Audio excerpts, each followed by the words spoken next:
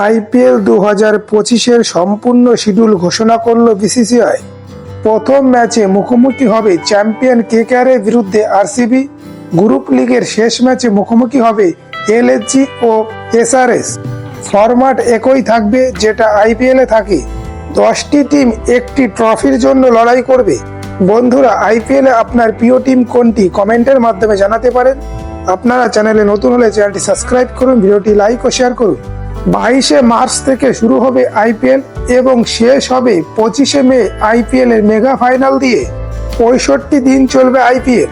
মোট 74টি ম্যাচ হবে, যার মধ্যে 70টি থাকবে গ্রুপ লিগের ম্যাচ, 4টি থাকবে নকআউট ম্যাচ। 22শে মার্চ কেকেআর বনাম আরসিবির ম্যাচ দিয়ে ইডেন গার্ডেনে আইপিএল এর শুভ সূচনা হবে। 10টি দল এবারের আইপিএল মোট 13টি ভেন্যুতে খেলবে।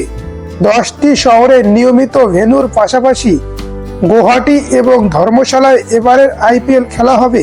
20 মে থেকে শুরু হবে আইপিএল এর নকআউট ম্যাচ। 20 মে হবে প্রথম কোয়ালিফায়ার, 21শে মে হবে এলিমিনেটর এবং 23শে মে হবে দ্বিতীয় কোয়ালিফায়ার।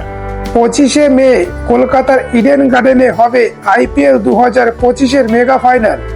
এবারে আইপিএলে 12টি ডবল হেডার ম্যাচ থাকবে, যেটা দেখা যাবে দুপুর 3:30 মিনিটে এবং রাতের ম্যাচগুলি দেখা যাবে সন্ধ্যা 7:30 মিনিটে। বন্ধুরা, চ্যাম্পিয়ন কেকেআর কি পারবে তার ট্রফি ডিফেন্ড করতে? আপনাদের মতামত কমেন্টের মাধ্যমে জানাতে পারেন।